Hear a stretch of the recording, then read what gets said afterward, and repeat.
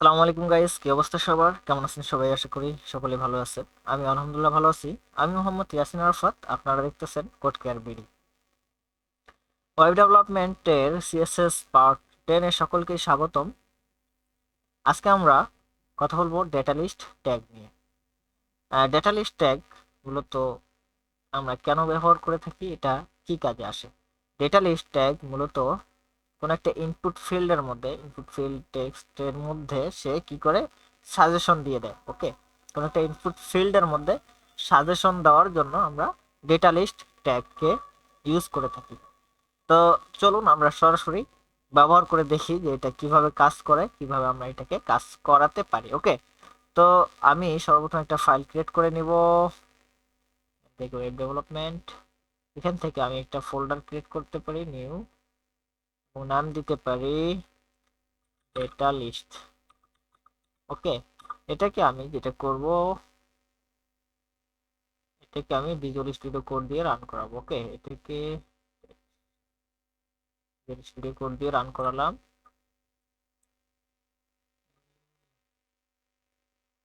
এটাকে একটু বড় করে নিলাম।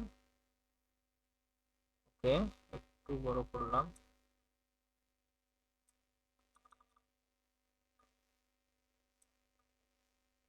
এখানে আমি একটা ফাইল ক্রিয়েট করে ইন্ডেক্স ডট এইচটিএমএল। ওকে, এখানে দেখেন আমাদের ইন্ডেক্স ডট এইচটিএমএল চলে আসছে। এখানে আমি যেটা করব, এইচটিএমএল এর যে বেসিক স্ট্রাকচার সেটাকে নিয়ে আসলাম এবং এখানে আমি লিখে দিলাম ডেটা লিস্ট কন্ট্রোল এস। এটাকে আমি ভিজুয়াল ব্রাউজার দিয়ে রান করালাম। রান হতে দেন একটু। দেখতে পারতেছেন আমাদের এখানে আমাদের ভিজুয়াল স্টুডিও কোড থেকে যে আমরা ফাইলটা রান করছি সেটা রান হয়ে গেছে। তো চলুন এখন আমরা এখানে একটা কাজ করি, একটা ফর্ম ট্যাগ নিতে পারি, ফর্ম, এবং এর ভিতরে আমি যেটা করব ইনপুট টাইপ টেক্সট নিলাম। ওকে, এরপর আমি এর নিচে একটা সাবমিট বাটন দিলাম। Input type, sorry, input type submit. Okay, save দেন। দেওয়ার পর এটাকে আমি যদি এখানে আসি, দেখতে পারতেছেন, এটা একটু বড় করে নেই। দেখতে পারতেছেন এখানে আমাদের ইয়াটা চলে আসছে, আর এখানে আমাদের সাবমিট বাটন চলে আসছে। এখানে সাবমিট দেন, দেখুন এখানে শুধুমাত্র কোশ্চেন মার্ক চলে আসছে। ওকে, তো আমরা যদি এখানে কিছু একটা লিখি, হ্যালো, সাবমিট দেই, এটাকে আমাদের একটা, আচ্ছা, এটা এরকম আসতেছে আপাতত। এখন কথা হচ্ছে আমরা কিছু ইয়ার সাজেস্ট করাবো, কিছু টেক্সট সাজেস্ট করাবো যেগুলো যখন ইউজাররা ফর্মটা সাবমিট করতে যাবে তখন এগুলো শো করাবে আর কি। তো চলুন এটা কিভাবে করতে পারি। এখানে আমি যেটা করব, ইনপুট টাইপের নিচে আমি একটা ডাটা লিস্ট নামে ট্যাগ আছে, ডাটা লিস্ট, ডাটা লিস্ট ট্যাগটাকে আমরা নিলাম এবং এটা একটা ক্লোজ ট্যাগ। এখানে আমরা যেভাবে ইয়ার মধ্যে সিলেক্ট সিলেক্ট বক্সের মধ্যে আমরা যেভাবে অপশন নিই, এখানেও ঠিক সেম ভাবে অপশন নিতে হবে আমাদের। তো এখানে আমি অপশন নিলাম, অপশন, এখানে ভ্যালু দিতে পারি এইচটিএমএল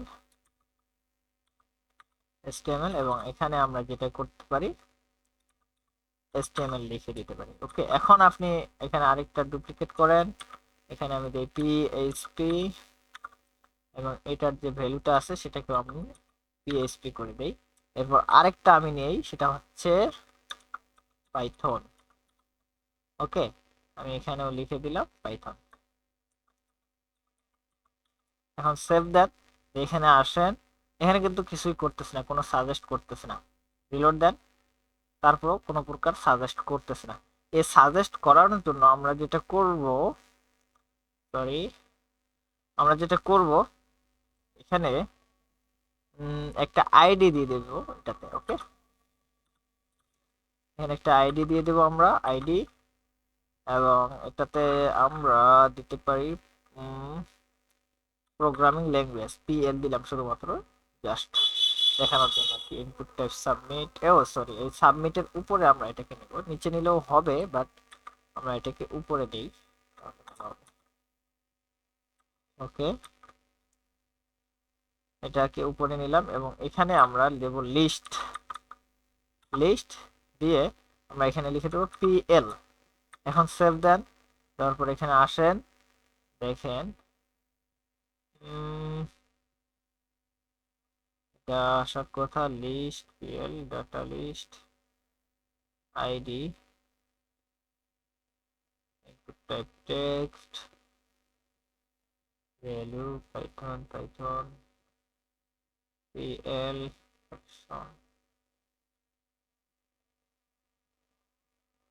ডেটা লিস্ট। ও আসছে এটা, সরি, এখানে হোভার করলে শো করতেছে। আমরা এখানে একটা কাজ করে দিতে পারি, অটো ফোকাস দিয়ে দেব, তাহলে আমাদের শো করবে। এখানে অটো ফোকাসের সাপোর্টটা দিয়ে দিলাম।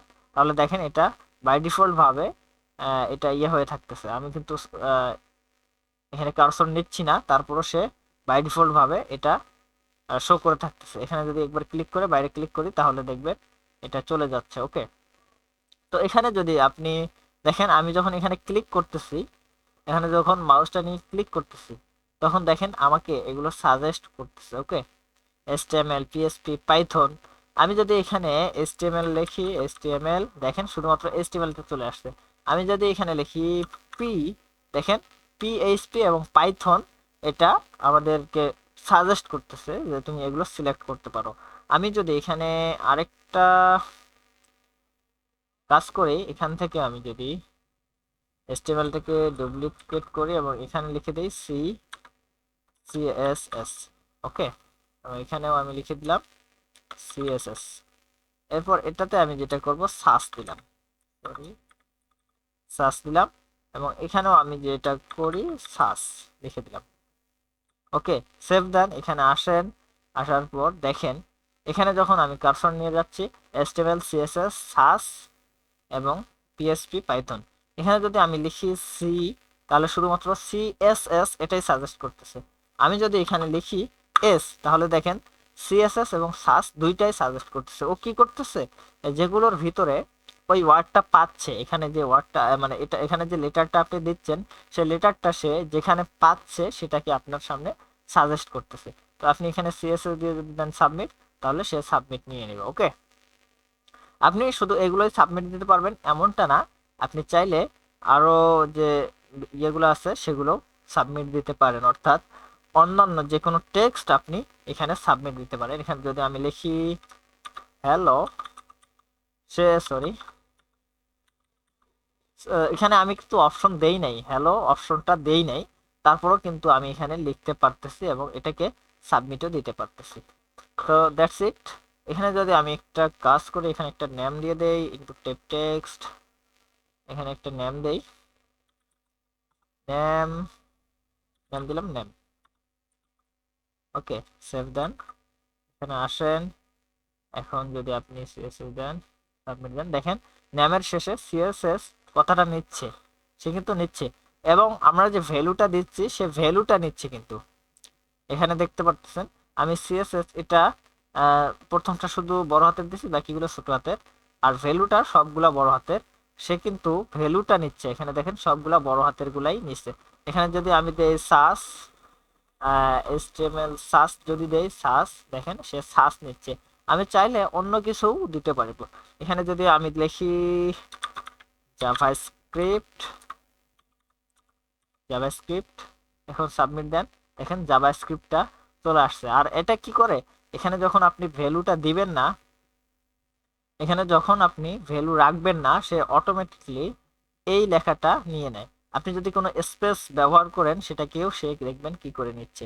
ওকে, আমি জাভা যদি এরকম ভাবে দেই স্ক্রিপ্ট, এখন যদি আমি এটাকে সাবমিট দেই, দেখেন সে এখানে প্লাস দিয়ে এটাকে যোগ করে নিচ্ছে আর কি। তো এভাবেই আমাদের যে ডাটা লিস্ট ট্যাগটা এভাবেই কাজ করে।